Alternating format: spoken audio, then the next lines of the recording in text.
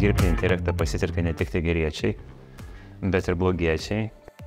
Labai svarbu, kad ta darbo aplinka ir asmeninė aplinka jinai dabar gali būti visiškai atskirta įrenginio lygmenyje.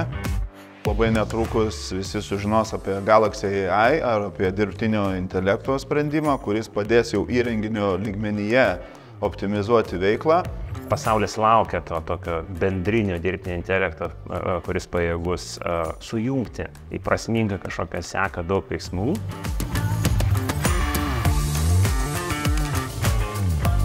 ...23 metai, vieną iš tokių svarbių dalykų, gal pasižymė, tai be abejo yra padidėjusios rizikos saugumui, būtent kibersaugumui. Gal keletą yra tokių tendencijų, tai viena tendencija yra tai, kad dirbtinį intelektą pasitelkia ne tik tai geriečiai, bet ir blogiečiai. Tai jau kažkadaise kalbėjom, kad ten spamą ar kitus instrumentus to nesaugumo galima lengvai atsekti, nes parašyti kreivai, tai dabar suasmenina, vos net tavo asmeninės detalės pažįstant, tai atskirti labai sunku, o kiekis to ženkliai padidėjo, nes jau nebereikia hakerių ir blogiečio ten rankinių būdų kažkur kažką hakinti, tiesiog parašo skriptą, paveda intelektui. Jau moka puikiai intelektas tos apsaugos žmogui, kur sugeneruotos ten aspekt paveiksliukai, kad įrodė, kad tu ne robotas. Tai kartais jau žmogus sunkiau įrodyti, kad jis ne robotas, negu robotui įrodyti, kad jis žmogus ir panašiai. Tai iš vienos pusės tas padidėjo. Iš kitos pusės irgi trendas toksai gal dabartinis, kad nepaisant to, kad valstybės dažniausiai deklaruoja, kad privatumas, duomenų saugumas yra kaip ir siekis ir sukuria daug ir teisinių, kitokių priemonių, de facto sekimo kiekis tame tarpe. Valstybių korporacijų padidėja pakankamai ženkliai, kitais žodžiais asmeninių jautrių duomenų kiekis didėja, jautrumas didėja, persikelia visiškai mūsų gyvenimas į skaitmenį. Kažkadaise reikėjo fiziškai parašą banką eiti uždėti, dabar elektroninio parašo užtenka. Tai ir mastas, sakysime, ir ta gal potenciali žala, jeigu kažkas blogai atsitinka, tai tikrai didėja. Tai visumoje tai veda prie to, kad žmogus ypatingai turėtų šiais laikais žiūrėti saugumą ir, kaip patarlė sako, tai skęstančio problema yra skęstančio problema. Tai sakyčiau, paryškinčiau, kad šiais laikais tikrai tai tampa higiena, kurią tiesiog negali žiūrėti. Ar tą patį matote savo pusėje, Samsungo pusėje? Taip, tai labai gera įžvalga ir aš tik paantrinsiu, kad domimės tendencijomis ir pasaulinėmis, ir Europoje, ir kaip pavyzdys Europos skaitmeninio saugumo agentūra padarė tokį nesenai tyrimą, būtent kokios vertikalės, kokie sektoriai rinkos dažniausiai šiuo metu patiria dėl visų įvykių ir geopolitinių, ir kitokių iššūkių jūsų minėtų, kokie tie didžiausi iššūkiai kuriuose vertikalėse. Tai nieko nenustebino, kad viešasis sektorius, valstybės valdymo organai yra atakų tuo taikinys, bet įdomu dar ir tai, kad švietimas, sveikatos apsauga, štai šie sektoriai, kurie atrodė saugus arba nedomino kažkada tų, kaip jūs sakėt, blogiukų, arba tai galbūt ir dirbtinio intelekto išdava, tai ir šie sektoriai tapo labai įdomus tiem, sakykime, negeriečiam. Socialinė atsakomybė, ypač organizacijų lygmenyje, nes turi resursus ir galimybės, kadangi tai dažniausiai nedaug kainuoja, bet reikia priimti pokyčius ir įsidiegti tam tikras saugumo politikas ir tik po to investuoti į įrenginius, į programinę įrangą, bet pirmiausia turi būti tam tikri nustatyti žingsniai, politikos ir jų reikia laikytis. Tai mes būtent dėl to ir čia esam, kad edukuoti ir kad tai įvyktų praktiškai. Ir dar pasakysiu, galbūt irgi jau girdėtą terminą, tai Enterprise Mobility. Tai kaip čia išvertus geriau skambėtų mobili įmonė, organizacija. Aš visą laiką apie tai kalbu, nes dabar mes turime 3 komponentus čia. Tai yra mobilūs duomenys, mobilūs žmonės ir mobilūs įrenginiai. Kaip jūs ir sakote, viskas persikelia į skaitmeninę erdvę ir gaunasi kas, kad ir žmogus yra mobilus, jis gali ir dirbti iš visur, iš kur tik nori, ir naudotis įrenginiu, ir tada jau ir duomenimis, bet kurioje vietoje, bet kuriuo laiku.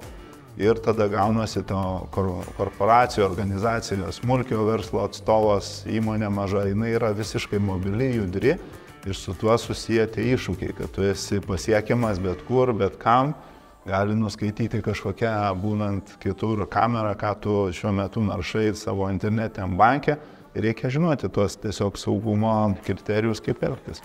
Dar ir taip atsitiko, kad telefonas pasidarė gyvenimo centras.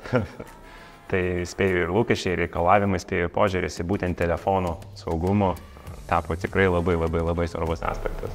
Visiškai teisingai ir mes turime šitą savo visuose planuose ir visuose, sakykime, savo strategijose, kad pirmiausiai dirbdami su plėtra, su mobilių įrenginių galimybių plėtimu, o kalbėsime taip pat ir apie dirbtinio intelekto atėjimą į jau įrenginio lygmenį, tai pirmiausiai pradedam nuo saugumo. Ir dėl to labai svarbu, kad ta darbo aplinka ir asmeninė aplinka, jinai dabar gali būti visiškai atskirta įrenginio lygmenyje, gali būti programinė įranga atskirai, bet pats aparatinis sprendimas yra toks saugus, kad jis niekaip negali būti kaip čia nuhakintas ar pavogtas, tiesiog svarbu, kad visi tai žinotų ir pradėtų naudotis. Gal pasidalys irgi temą prieš keletą metų vienas startuolis, kadangi dienos darbas yra investicijos, tai dienos vienas startuolių, tai jie skaitmeninę reklamą užsiimdavo, tai tavo poreikiams nusipirko ten keletą šimtų pigių Android tablečių kiniškų. Su tuo siekia, kad kai kuriuose vietose, ten, pavyzdžiui, taksi važiuojant ar kitaip rodyti reklamą, ir jos visos buvo visiškai išpakuotos iš gamyklos, bet po kurio laiko paaiškėjo, kad jos rodo ne tik tai startuolio reklamą, bet ir kažkokią keistą kinišką reklamą. Tai paaiškėjo, kad jau firmar lygmenį, jau gamintojas buvo nusistatęs galimybę tiesiog nuotoliniu būdu, kažkam atiteko, jis tą reklamą, tai nustatė po to netgi toks mini skandalas kilus tiekėjo, nes kaip čia tai pirkome gamyklinės prietaisus, kurie pasirodo turi tos skylės. Tai nuo to laiko aš savo asmeniškai visada pasidariau, kad jo, bet kaip ir sakote, tai yra atskirai ten operacinė sistema Android, tai gali pasitikėti, pavyzdžiui, Google'u, bet ir ypatingai svarbu pasitikėti gamintojui, nes vienas kitam, kaip sakoma, nebūtinai trukdo. Tai tik tai jeigu viskas surikiuota, tai veda prie tokio, higieninio, tokio sisteminio saugumo.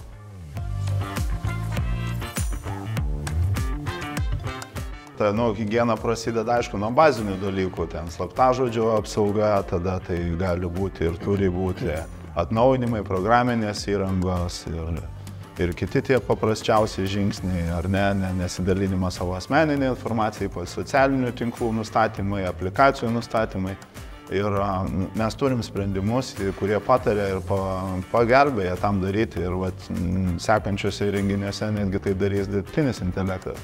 Tačiau vis dėlto svarbu, kad žmogus jis yra tas kritinis, kaip čia, rizikos veiksnys. Žmogiškasis faktorius, ne? Taip, ir mes dažniausiai kaip, mes perkam draudimą ir jį dažniausiai patobulinam tik tai tada, kai kažkas atsitinka. Dažniausiai pirkdami automobilį galvojam, ar reikia kasko ar ne. Jeigu įvyko įvykis, dažniausiai kasko kitam periodui bus tikrai patobulinta ir net be nusidėvėjimo gal pasirinkta opcija. Ir va čia yra tas įdomus veiksnys, kad kai išgirstam, kaip būtent ten pabėgiami duomenys grožio klinikoje, susimastom, bet aš nesu klientas. Gerai, tada kokio nors vežėjo duomenys gali būti nutekinti, aš nesinaudoju. Gerai, tai kol nepaliečia mūsų asmeniškai, mes atrodom saugus, bet kada tai jau atsitiks, gali būti per vėlų dėl to, kad tiesiog taip, viskas yra mobiliam įrenginyje. Aš turiu savo telefone net mobilų mašinos raktą. Tačiau tam pas mane yra įdiegtos apsauginės funkcijos, kad jeigu aš jo neteksiu, telefonas taps nebepasiekiamas, jo nebus galima tiesiog naudoti. Ir tam yra paprasta sistema, kuri yra tiesiog veikianti ir ją reikia naudoti. Ir jeigu žmogus nenori to saugumo, galvoja, kad mane aplenks, mes turim su tuo ir dirbti, dėl to ir kalbamės. Dažniausia vidutinio žmogaus lūkestis yra, kaip ten tokios korporacijos, ten Facebook, Google, netgi turi belekiek inžinierių, belekiek rūpinasi mano saugumu. Tai įdomus tokie duomenys pasirodė, kad praktiškai nebeliko nė vienos rimtos platformos, nenoriu minėti pavadinimo, bet praktiškai visus, kur kasdienis lietuvis keletą kartų kasdien naudojasi, kurios duomenys nebūtų lengvai, ten porą dolerių prieinami darknete, įskaitant ten asmens kodai, telefonai, ten paskutiniai slaptažodžiai ir panašiai, tai čia šiek tiek mitas, kad tiesiog vien dėl to, kad ten yra tokios didelės korporacijos, tai saugo. Ir dažniausiai būtent priežastis, kodėl tai yra tai prieinama, būtent pas žmogus, nes kai sugalvoja tą patį slaptažodį visiems visiškai portalam, kur naudoji, o statistika sako, 80% žmonių tą patį naudoja, vienam ar kitam, tai tada nelabai ir gali tada pykti, kad vieną kartą hakeris pamatęs slaptažodį vienam saitį naudoja kitam ir veikia. Ir labai svarbu būtent žmogui rūpintis to saugumu. Visiškai sutinku ir kai Google paprašo tavo telefono numerio, kaip sakyti, atsarginiai galimybei prisijungti ir viską reikia pasiskaityti, kas tada atsitinka.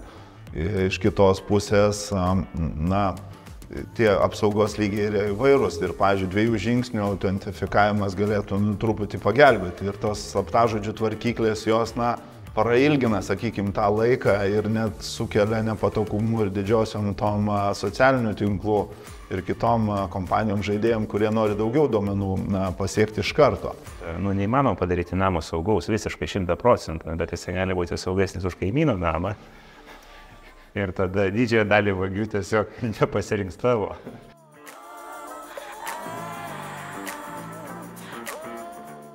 Štai gal tokį įvedą, sakysime, kad viena tokia viešai gal nelabai dažnai sakoma tiesa yra, kai prieš porą metų įmonės buvo priverstas darbuotojus siųsti namo dirbti per atstumą.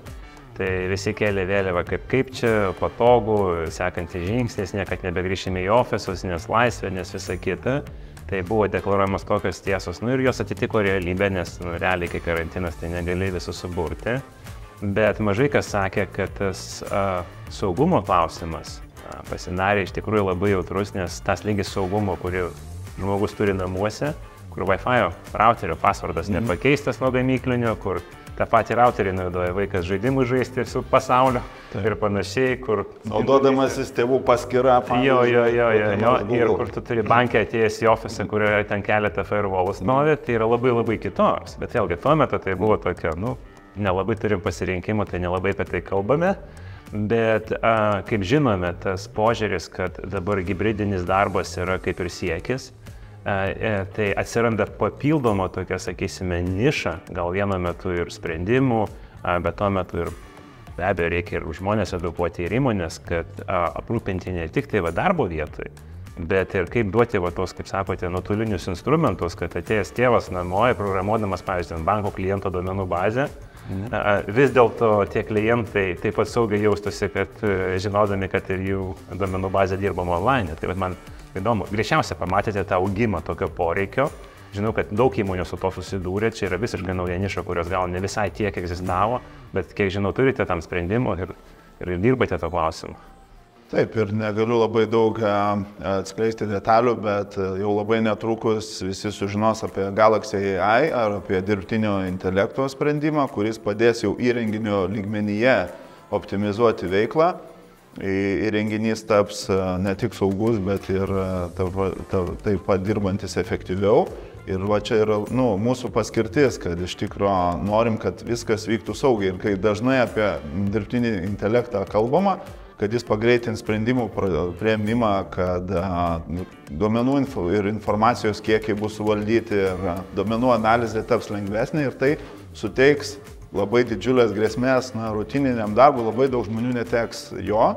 Iš dalies tiesa, bet iš kitos pusės mes matom iš korporacijos pusės, iš vidaus, kai tą dirbtinį intelektą bandom diegiam, kad jis nėra pakaitalas, jis padeda priimti sprendimus. Žmogus yra tas, kuris priima sprendimą. Kad kaip priimti sprendimą galima padėti, bet už žmogų priimti sprendimą, galima tai bandyti, bet geriau nedaryti. Sakau, nes yra mobilūs duomenys, mobilūs žmonės ir mobili kompanija. Ir viskas yra susiję mobilų. Ir už tai, tie sprendimai, kuriuos mes turim, tai yra labai paprasti ir kartu svarbus. Taip, jie yra galiniam įrenginiui pritaikomi, atskiriamos aplinkos darbinė ir privati. Ir tada viskas šifruojama, kriptuojama, ten taip pat galima naudoti, valdyti nuotoliniu būdu saugiai. Iš kitos pusės, jeigu tai nebus daroma dėl nenorėjom, ar IT administratorius vėl užsimerkęs uždės vienodą slaptažodį visiems, na, mūsų visa ta platforma ar mūsų sprendimas, net mūsų įranga vėl bus pažeidžiama. Tai mes tokį, kaip sakyt, darom piltuvėlį ir tą informaciją pradedam nuo labai aplinkui, bet realiai viskas subėga į galinį įrenginį ir jo naudotoją žmogų. Jo, čia irgi tai pasidžiausiu, kad jau, man atrodo, kiek Samsung dirba su Knox Security, to sprendimu, kur leidžia vienam telefonui, iš tikrųjų, aš to naudojusiu ten beveik kiek metų, gal 5-6, kai atsirado. Tai kai gali atskirti tą aplinką ir sakyti, mano banko aplikacija sukasi visai, čia techninis terminas, konteineriai, bet būtinis terminas yra tiesiog atskirta ir, pavyzdžiui, kokia elektroninio pašto aplikacija fiziškai nemato ir negali matyti banko aplikacijos, man tai suteikia šiek tiek daugiau to ramumo, tai vertinu, nes iš tikrųjų retas gamintojas tokius sprendimus patį telefoną įteigia. Tai gal labiau rūpi tas vidinis paslėptos tos spragos, nes pasidalinsiu čia keletą kartų pasakoju, mane buvo nustebęs, ten neminėsiu pavadinimu oro bendrovė, bet laikas nuo laiko tiesiog darau auditą, ten žiūri Android, ten istoriją, kokie buvo kreipiniaisi, į lokaciją, ten į dar kažką. Tai turiu tokį įprotį, kad tiesiog laiko žiūrėti, tai buvau nustebęs, kad aptikęs vieną oro bendrovės Lietuvoje labai žinomos aplikaciją, kur kas naktį 1 val. 17 minučių siuntė mano geolokaciją kažkur į Britaniją. Jo, tai fiziškai, kad aš kur esu, kiekvieną naktį, reiškia, daroma prielaida atspėję. Tai yra algoritmas sudarytas. Jo, tai sąmoningai buvo mano stebimas, kad čia nekalbame apie kažkokį kinietišką žaidimėlį, kalbame apie tikrai garbę Lietuvoje ir Europoje bendrovę. Aš galiu suprasti iš verslo požiūrio taško, jeigu tu fiziškai žinai, kur žmogus, tai gali suprasti, kokį eurostą jam reikės, kokius pasiūlymus. Aš galiu suprasti tą komercinę vertę, kodėl tai daroma. Man šiek tiek apgailestavimo, kad ta teisinė garsi ten GDPR visa aplinka nuo tokių dalykų, pavyzdžiui, pasirodo nesaugo visiškai. Jo, visiškai nesaugo, nes, smulkiaraštystė tokia paslėpė viską, kaip sakoma, pasirašant sutinku, tai parduodi motiną ir pragarą ir daugiau. Bet aš taip pat galiu matyti, kad ten supykęs už tai, kad išmetė iš darbo inžinierius tos bendrovės, pavyzdžiui, parduoda tos duomenys į Darknetą ir geografinė fiziška padėtis žmogaus su vardu pavardė, su visko pririšta prie, čia kas naktį jisai, tarkime, mėgai galima surasti, man labai kelia tokį nesaugumą. Tai aš ištryniau momentaliai tą aplikaciją, bet nuo to laiko man labiau pradėjo rūpėti ne tiek, kad telefoną pamiršti, ten kažkas PIN kodą atspės, kiek nuo to, kad iš tikrųjų kasdien naudojasi ir tau atrodo, čia nelaukia saugumo spragų iš tos pusės, bet jos yra.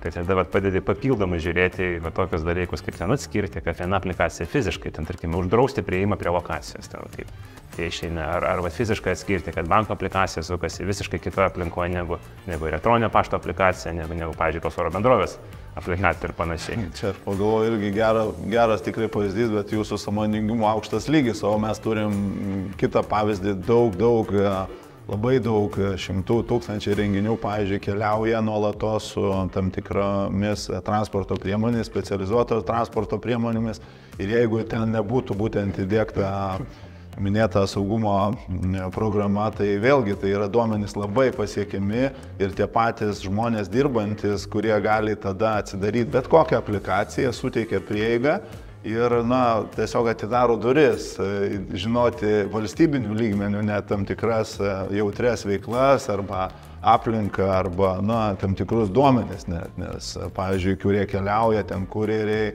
sunkvežimiai ir taip toliau, jie turi tam savo niuansų, savo darbo aplinką ir ten labai gerai, kad mes pradėjom tikrai diegti saugumo sistemas intensyviai, kadangi tie, sakykime, jų darbo principai, jų specifika gali būti įdomi daugam.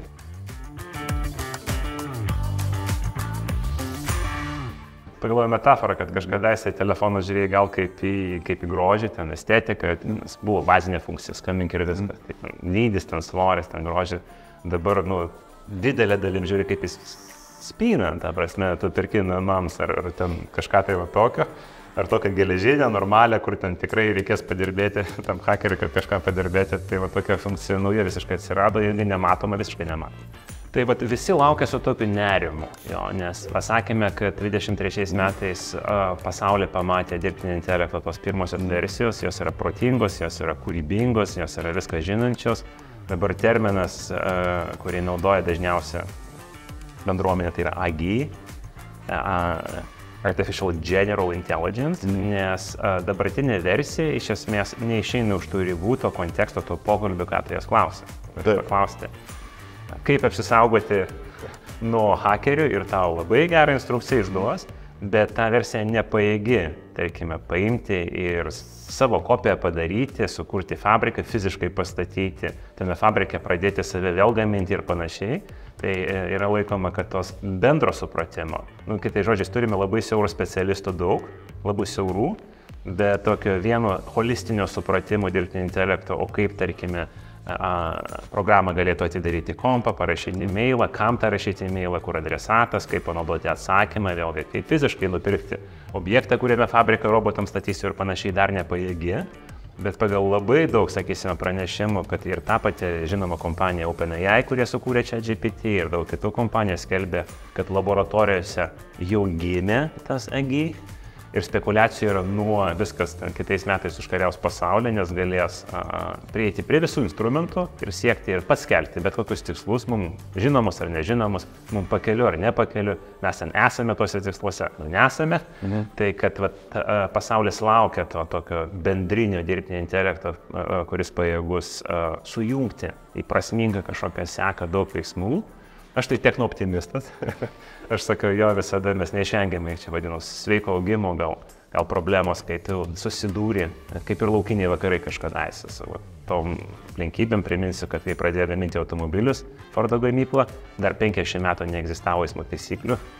Girtas važiuoja, šviesoforų nėra, greičio, tiesiog supratimo, kad kažką reikia greitai riboti nebuvo. Aišku, mirtingumas labai aukštas buvo. Tai po truputėlį suvaldė ir diržus saugumo atrado ir greitai pradėjo riboti, šviesoforų sukūrė. Tai čia neišvengiama, kad to laikinio laikotarpio periodo, kol nežinai kokios žaidimo taisyklės, kokios tikrai yra grėsmės, tai atsitinka visko, bet tai yra kaina, kurią visada visas 1000 metų žmonėje mokėjo už progresą. Tai nemanau, kad su dirbtiniu intelektu yra kitaip. Tai tas optimizmas sako, kad labiau mane tai jaudina ta galimybė, tikrai matau daug daugiau naudos, bet faktas, kad tiesiog visiškai nieko nesižvelgiant, tiesiog judėti, tai nereikėtų taip daryti. Tai atsiranda papildomas, tame tarpe saugumo temas. Kai užtenka pasakyti dirbtiniam intelektui, paimk ir atnešk man šito žmogaus asmens kodą. Ir pats jau dirbtinis intelektas ten prisijungia prie darneto, suranda domenų bazės nuleikintas, sujungia pasvardą, kad kažkur kitur, suranda šaltinį, po to paskambina kažkokiu banku, į tavo balsu prisistato, kad čia aš tikrai aš ir panašiai, jau tau tik atsakymą duoda. Tai ką pajėgus teoriškai, kol kas popieriuose, bet vėlgi iš kitos pusės prisiminkime, kad lygiai prieš metus pasaulis nieko nežinojo, kas yra tikrai, ta prasme visiškai, tai kad metai prabėgo ir mes visai kitokiam pasaulyje gyvename, tai sekantis toksai žingsnis, kurio visi laukia 24-ais, to tokio bendrinio intelekto atradimas ir pamatysime, kaip su juo gyvenasi. Preventive security, gal pirmos tokios užuomenos, Meta kompanija paskelbė, kad yra Ray-Ban paleidžiami pirmieji dirbtinio intelekto akiniai, kurie mato, nes yra kamera, viską, ką tu matai, skenuoja, pravaro per tą dirbtinio intelekto analizę, identifikuoja, o kokios gali būti potencialiai nesaugumo skylutės, spragos ir panašiai, ir automatiškai tai sprendžia už tave, arba bent jau tave įspėja. Tai pavyzdžiui, gyvas pavyzdys. Visi susidūrėme, kad atidarant bet kokią svetainę yra toks pranešimas, kur žaliai sutinku, kas su kuo, kaip, niekas neskaito, nesupranta ir panašiai, vėlgi, kas įsiskaitytų ir teisininkas, nes reikia teisinio įsilavinimo tą tekstą suprasti, tai tie pasakytų, tu sutinki tiesiog blaivų proto į tai, kad niekas gyvenime neturėtų, tai pavyzdžiui, dabar to naudojasi šiek tiek kai kurios korporacijos, nes supranta, kad žmogus nesupranta, o automatiškai paspaudžia, bet tas preventyvus dirbtinis intelektas, bet tiesiog per akinius, pavyzdžiui, matydamas, kad tu ateini tos svetainę, tarkime, pamatęs to svetainę pavadinimą interpretavęs, momentaliai žiūri ten privacy policy, ten letter agreement, ir kai tu jau beveik paspaudė, tarkime, pradeda mirksėti, žinote, o tose taisyklėse, kuriuose ką tik tu atidarei ir dabar jau pasirašysi, mes aptikome ten vieną kitą, pavyzdžiui, kaip oro bendrovė minėtą spragą, kad tavo lokacija bus siunčiama ar kažkas, tai ar tikrai tu nori paspausti tą mygtuką. Tai už mane analizuoja, mato, identifikuoja ir man sufleruoja, nes aš pats tingiu, nenoriu, neskaitau, įprotis kitoks, nepajėgus, nesuprantu. Tai už mane tą padaro Gal iš tikrųjų tokie techno-optimistai sako, tai tada jau dings tos galimybės pasinaudoti, pavyzdžiui, kad žmogus nežino. Taip. Pasinaudoti to, kad jisai nesupranta, pasinaudoti to, kad jisai automatu pripratęs spausti sutinku ir viskas ir pats nežino, tai tas preventive security, kur iš tikrųjų netgi pačiam tu nesuvoki kokios. Tai vėlgi, man tai žavia asmeniškai, manau, kad tai prie geresnio pasaulio, gal kažkada ir ten naujai leidžiami įstatymai bus automatiškai interpretuojami, pavyzdžiui, dirbtinio intelekto, ten atitikimo konstitucijai, ar ten žmogaus principų ir vertybių ten ir panašiai, ir už tave tai preventyviai identifikuoja ir pažymė, tai man atrodo, kad tai potencialiai veda prie ženkliai geresnio pasaulio.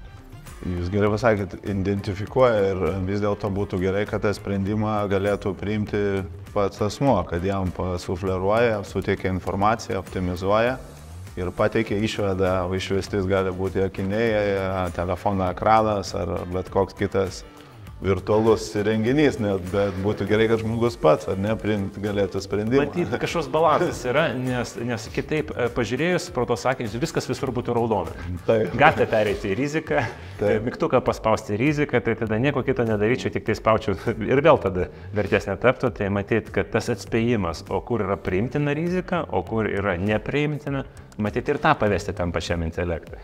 Tai man vėlgi, jeigu ten pamesiu netyčia, ten kišenė nešioja 10 eurų ir netyčia yra rizika, kad kažkas pavaus 10 eurų, nenorėčiau aš apie tai žinoti pranešimą, gal prarysiu kaip nors.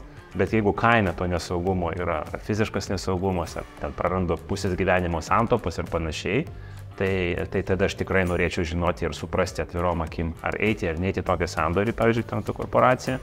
Tai kad mokėtų atskirti, kas svarbu, kas nesvarbu. Nes aš taip pats nesugebėsiu atskirti, tai kai tu skaitai tą smulkų šriftą, kurio nesupranti, tai netgi norėdamas tu nesuprasi, kas ten vyks. Tai norėtųsi to balanso, bet vėlgi ateitis parodys ir spėju, vėlgi optimistas esu, spėju tikrai suras sprendimą, kuris yra geresnis žmogui.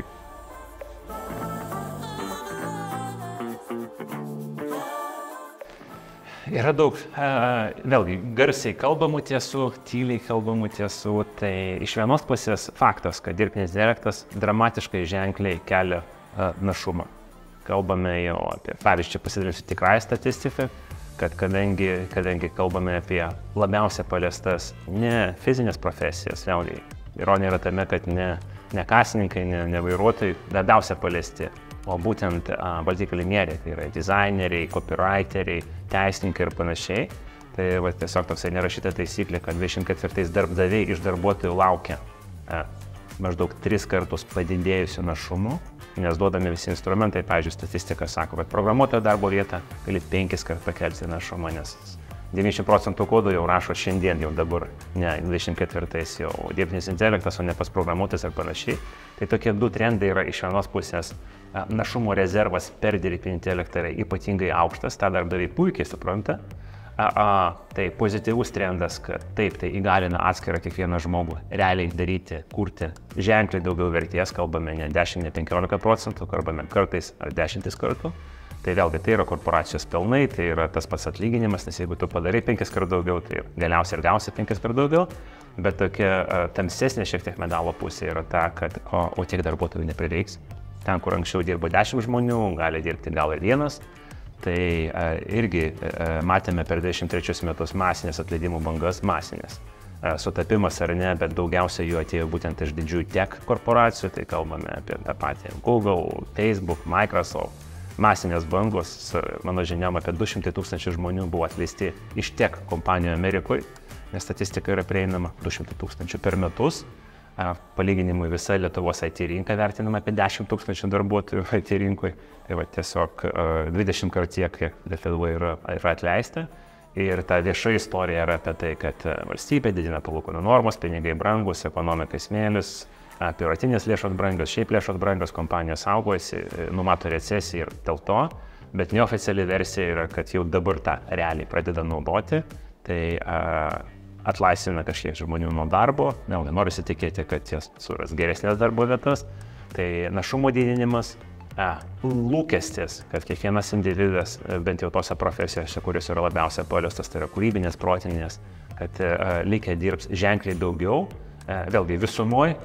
Priminsiu, kad šiais laikais matyti nėra policininkų, kuris skundžiasi, kad šviesoforai kažkada atėmė darbo vietas šiais laikais.